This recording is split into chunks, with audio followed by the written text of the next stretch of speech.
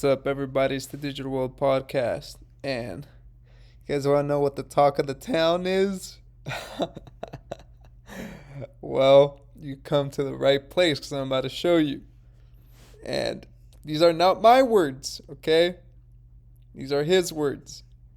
And if you don't know who this is the Pfizer CEO.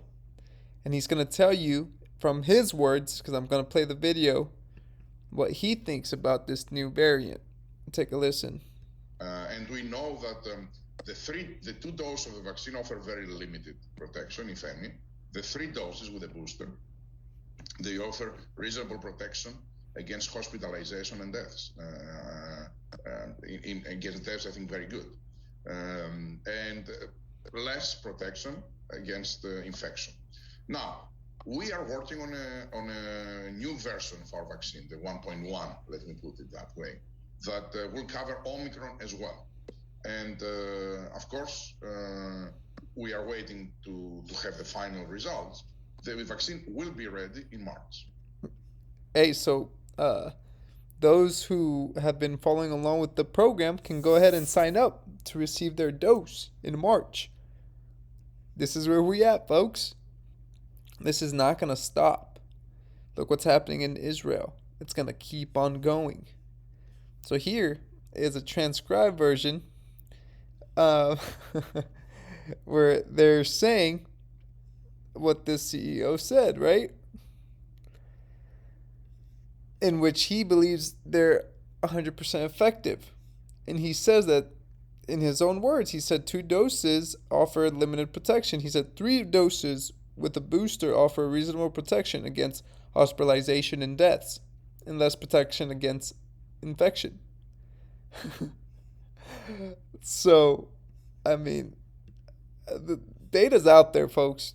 Data's out there, and it's there. There's a camp that will tell you, and it's I actually follow someone who's really pro medicine, and I see their perspective, and it's interesting to hear. And a lot of, one of the data samples they pulled was from England, and it showed how the people who had taken the medicine were more likely to be hospitalized. Now, you know how you're not considered medicated, you know what I mean, if you, I believe, a certain time period after your dose.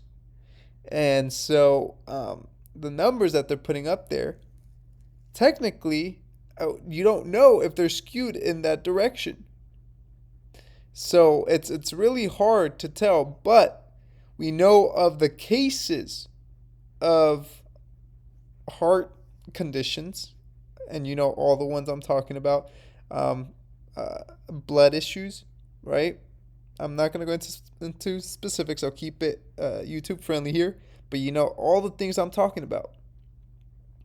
And so the fact that we don't see the other side, the opposition, being given front and center along with the, pro position. So if we're not seeing the pro and cons, being debated from people who agree and disagree, and they're only showing one side and censoring the other, then you're gonna question everything. You're gonna question everything. And here is another wonderful clip that I'm sure you guys will enjoy. And another area that we announced today, a partnership with BIM, are the rare diseases. These are diseases mainly that they have as a cause a mistake in your DNA. It's a genetic mistake. Something is wrong with your DNA, and as a result, you have a disease. What we try to do with the base gene editing technology, which BIM is a master, it is to produce targets that will be delivered through mRNA that will be able to correct this mistake. There are several gene editing technologies. We did a lot of due diligence, and we thought that the base, this is how it's called, the technology base, is the best, and also did a lot of due diligence about companies, and the best one was BIM, and this is why we did this partnership. We are having some other deals that we announced today that will help us to improve even further. The Acuitas, which is give us license for 10 different targets in the LNP target. LNP, it is the lipid nanoparticles that are used to transfer the RNA. And the last but not least, it is the codex. What codex technology is all about? They are creating DNA instead of biological manufacturing, which means that you have virus to make it. It's a synthetic. So there you have it. So partnering with gene editing companies that could correct genetic mistakes in your DNA. So it's full force, and I think it's going to continue to go, and you'll see people taking the medicine in March when it comes out. You'll see it happen.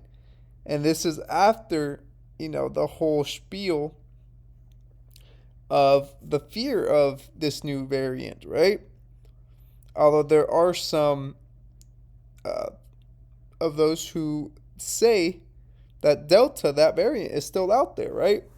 And that's causing the majority of these hospitalizations as opposed to the Omicron variant. So folks, all I got to say is you see what's happening. It's not going to stop. And I do believe, I'm of the belief that the Supreme Court ruling is probably going to leave it up to each individual state to decide how their course of action. And some of those, for example, you look in the past and yes, everything's different, but you try to find similarities in cases, right? With weed, each state has the decision to either legalize it or not. Gay marriage was another one. And so you look at those things, and there is a federal ruling, right, on the federal level. And then on the state level, each state then implements it. And there's a lot of power in state law. So keep that in mind as we progress further. So this is the Digital Podcast, and I'll see you in the next episode.